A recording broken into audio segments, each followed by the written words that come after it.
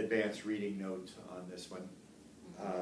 We can go with rights of immigrants and or find the.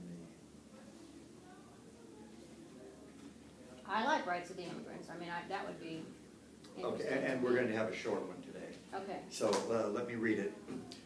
We recognize, embrace, and affirm that all persons, regardless of country of origin or as members of the family of God, we affirm the right of all persons to equal opportunities for employment, access to housing, health care, education, and freedom from social discrimination. We urge the Church and society to recognize the gifts and contributions, the struggles of those who are immigrants, and to advocate for justice for all.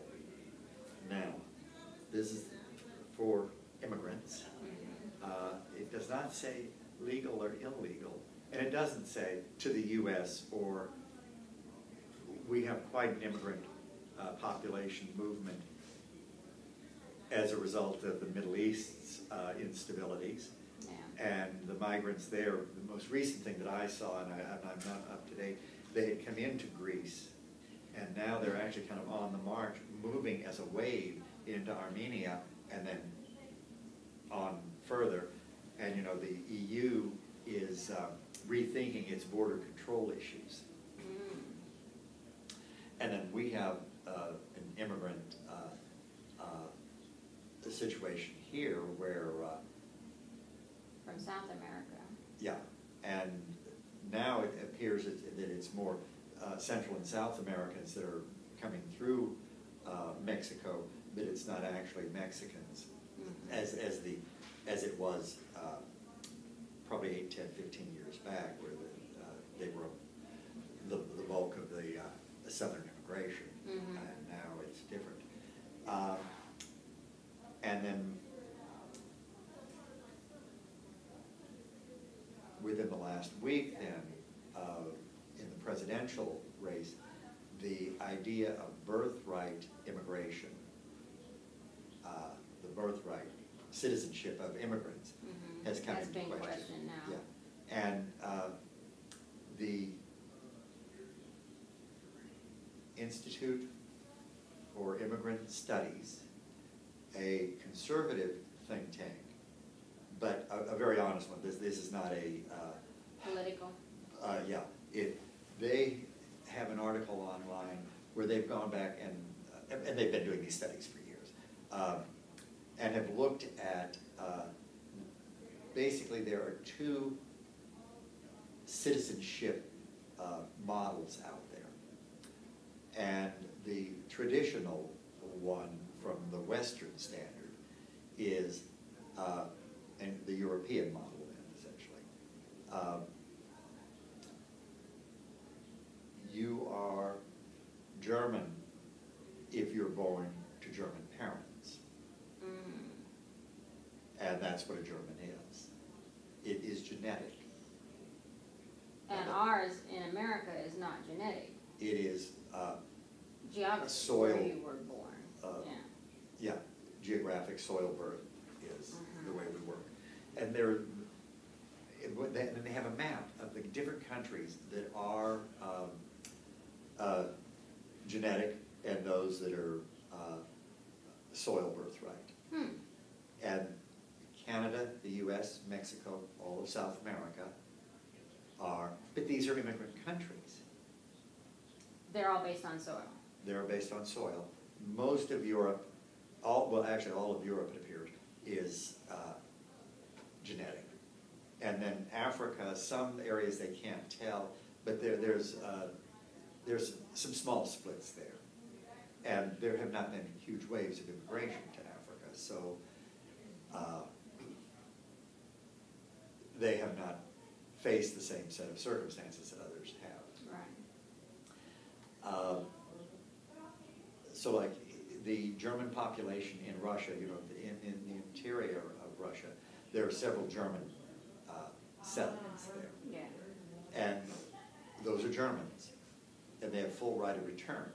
Now, they're living in Russia, and they have been for, well, now it's probably 6, 8 generations. Mhm. The German settlements in Chile, they are still German. Now, there are going to be issues here. Suppose there was an intermarriage. How much German do you have to be what? How much black did you have to be, you know, so Could get sticky. yeah, these sort of questions all are coming out. And the article, again, I don't want to use the term fair and balanced, but it's an academic examination of the situation, is explaining how, where we ran in, why we have the 14th Amendment in that, is that there was discussion at the time, in particular, that were blacks citizens or not, because the Dred Scott decision had made it that if you left the state you were in, you could be in a free state and be a free citizen there, but you did not have U.S. Right. citizenship. Right. And so you were not protected in that sense. The Emancipation Proclamation was an executive order. Therefore, it was binding until it wasn't, you know, and anytime that executive order would be changed, then okay. Then so the issue came up for the 14th Amendment, and that was then based on the Immigration Reform Act of 1866, which granted citizenship. Basically what it did was to grant citizenship to the slaves that were now not slaves. And in doing so, they excluded foreigners. And now, depending on how you read the commas in that, and because it is then followed by the offspring then of recognized official ambassadors, assistant ambassador, whatever, you know. So foreign officials on U.S. soil, if their children were born here, then they were not citizens. And that's typically the way it is, or it has been. And I think the Western world, the Western Hemisphere, kind of goes along that line. And probably wasn't an issue to the European model, because if you were a German ambassador in France, well, you're not French. Right. Hello. Right. You know, Still German. so, Yeah. And what we also recognize dual nationals. And this is something I have a fairly strong objection to, in terms that I kind of like the idea of one man, one vote. Yeah. Dual nationals can vote in both countries. Right. And Well, somehow that... Fortunately, there's not a huge population of dual nationals enough to sway an election, right? But the largest single group, I believe, here in the U.S. would be the Jews. Oh, I thought you were going to say Canadians.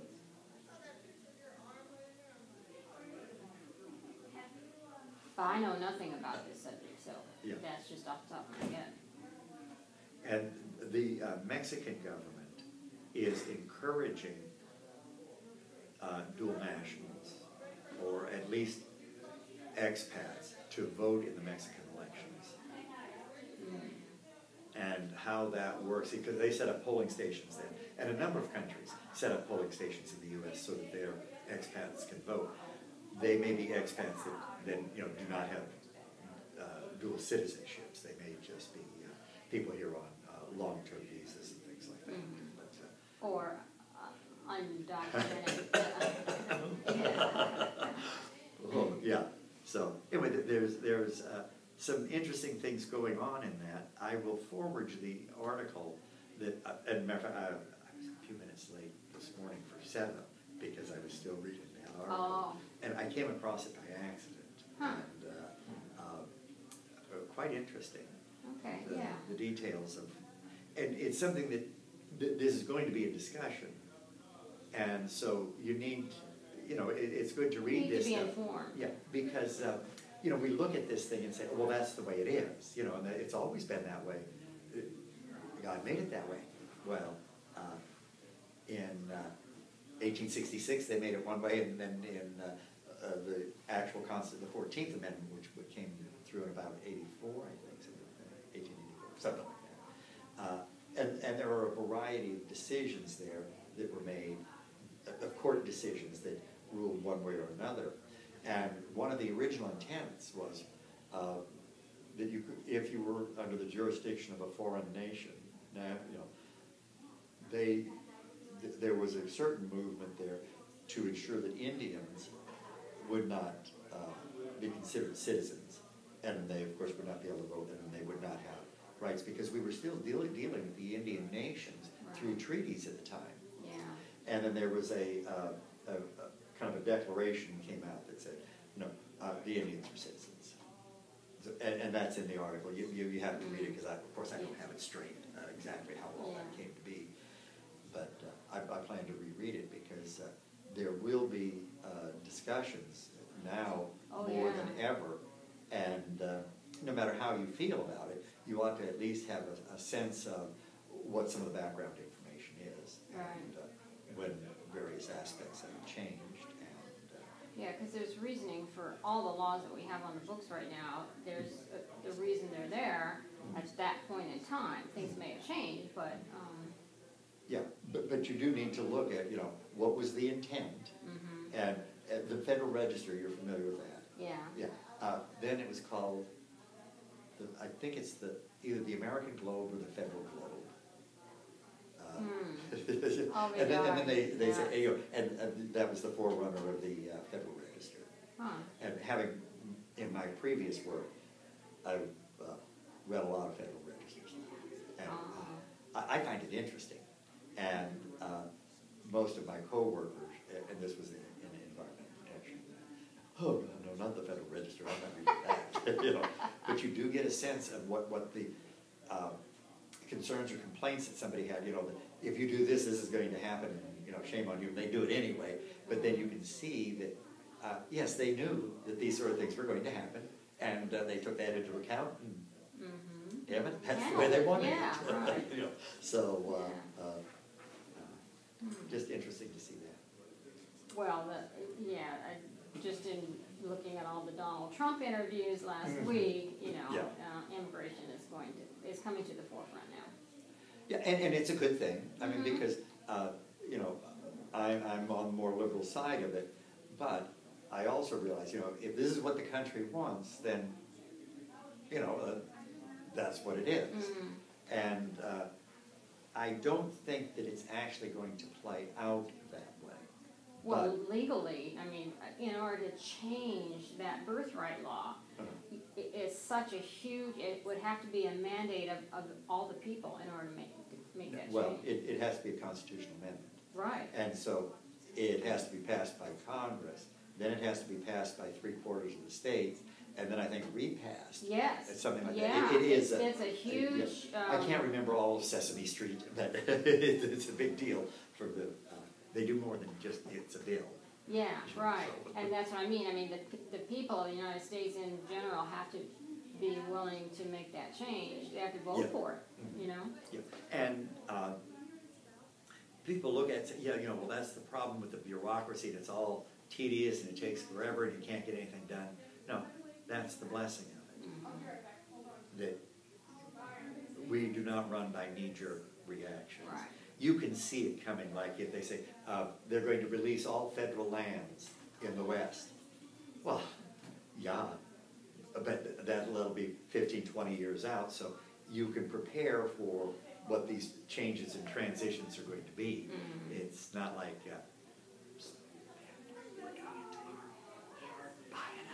and then boom, what happened? Well, we do some of that, of course, but anyway, that's kind of the strengths of bureaucratic systems is that they're predictable.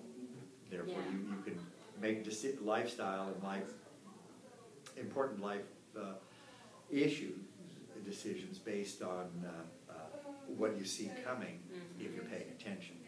Right. And you know, we're told that nobody could foresee the economic collapse. Well, there were a number of people who saw it, but it was getting no publicity.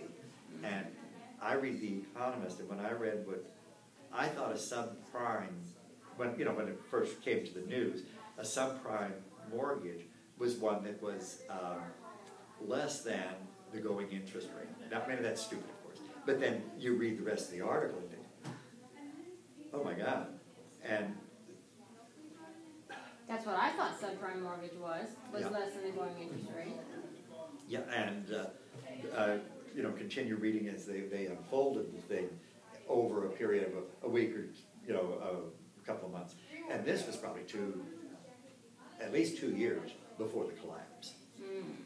That So if we'd all been paying attention, yeah, I mean, I knew what was out there, but I didn't realize the greater implications of it.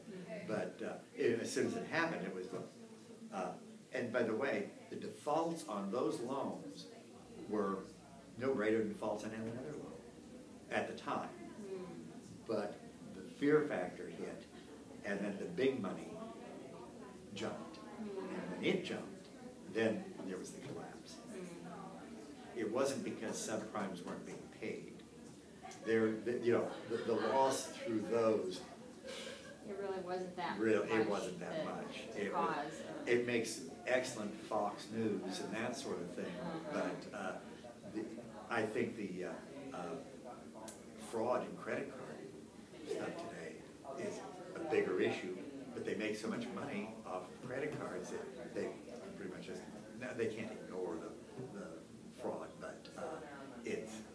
They don't want it yeah, but it's not... Yeah. publicized. Yeah. Yeah. So anyway, back to our social principle. Yeah. We recognize, embrace, and affirm all persons, regardless of country of origin, as members of the family of God. We affirm the right of all persons to equal opportunities for employment, access to housing, health care, education, and freedom from social discrimination. We urge the church and the society to recognize the gifts, contributions, and struggles of those who are immigrants and to advocate for justice for all. And they are one of the more exploited groups because many of them will have language difficulties and then not familiar with our system. Understand what they're and getting into. Right now, with the DREAM Act and other things that have happened, there are people that are putting up signs, notary, and to Mexicans, that means an attorney. Right. And so we have this mess going on, and they're being duped and taken for money and no service. Because, and in part, there was no service to render. The details have not even been worked out. What were you going to do to do this? And as a nation of immigrants, some of these hardline positions are rather difficult to justify.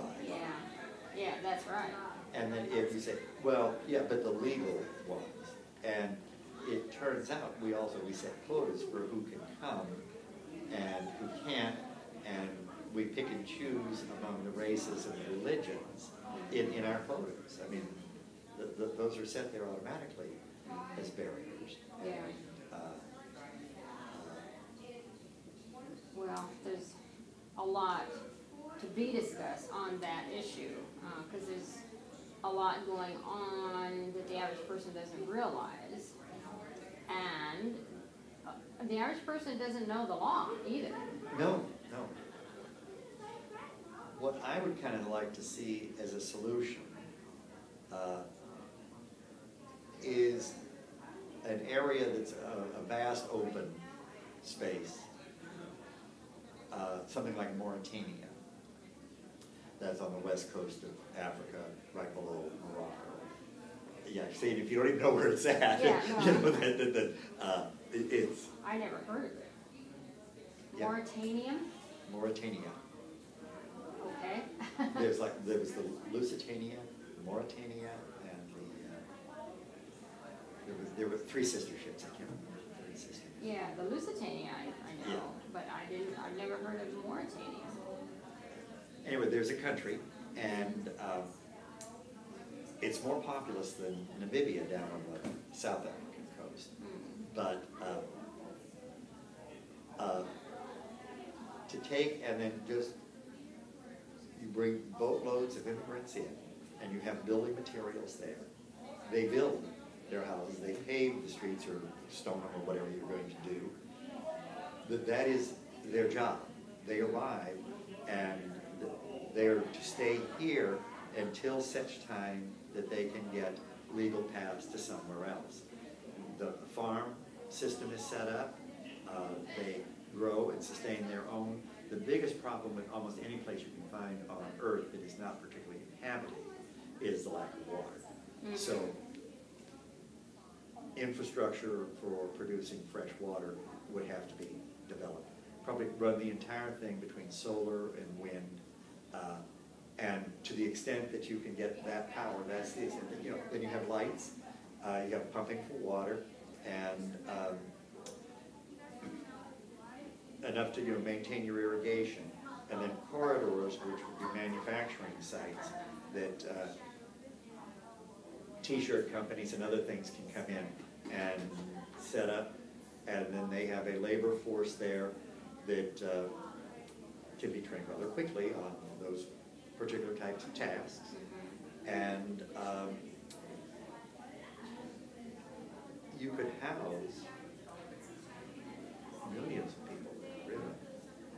And just in a So couple hundred square the miles. government of Mauritania has it set up this Oh, way? no. They would have to be approached and probably bought off. But I You picked mean, Mauritania. is it this way now, or is No, this no. a utopian society?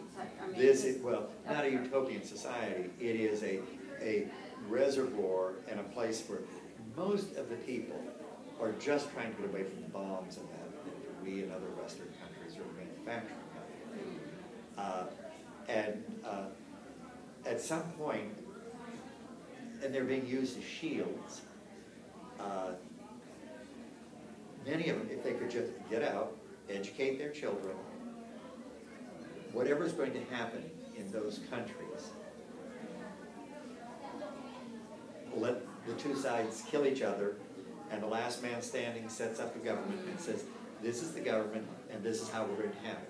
It is going to be, say, Islamic. We're going to do Sharia law, and anybody all women will cover their head, all men will grow beards, and this is how it's going to be. And then the boats will arrive at the harbor.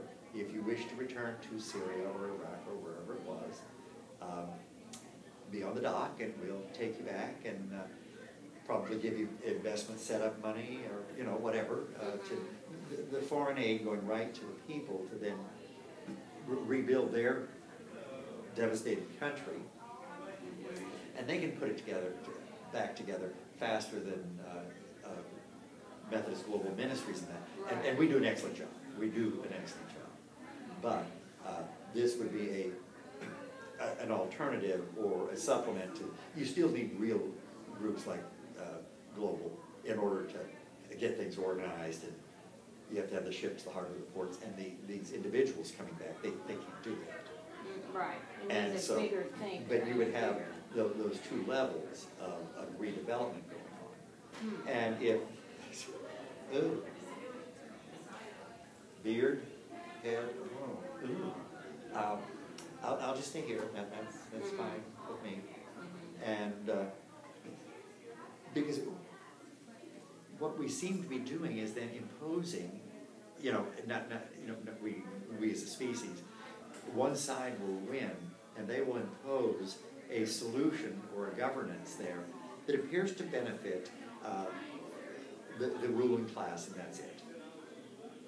And we need to be looking at a different model for how some of these things could work. I agree. And I wish in the United States, I wish it was more along that line. Because right now, it's the ruling class that's ruling.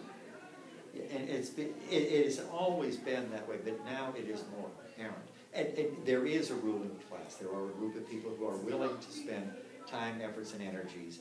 What's happened, though, is because now, the way I see it is, companies, corporations are people, even though they don't vote.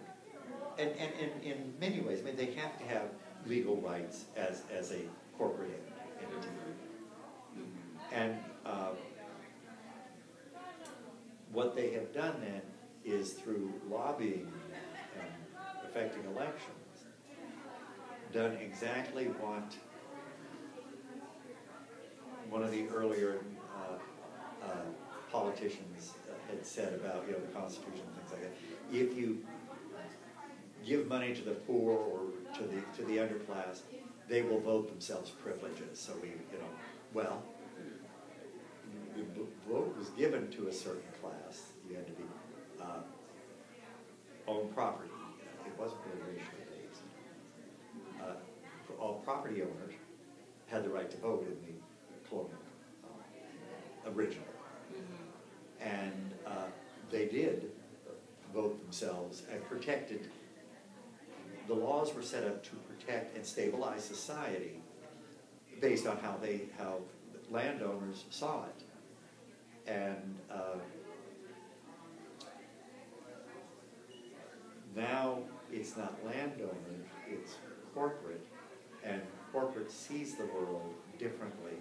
And when you look at any individual board, I think, and ask the people, you know, how do you view this and how do you view that? They're good, honest people, but, you know, there are some crookeds. But then as a board decision, they will all vote, yes, we will have 24% interest on credit cards. Hey, I'm on board with that. Takes care of the bottom line and the shareholders and whatever. It's our corporate responsibility. And the corporations do not, and that would be one of our social principles here, corporate responsibility and finance responsibility. Okay, I kept you, sorry. That's okay. I forgot to look.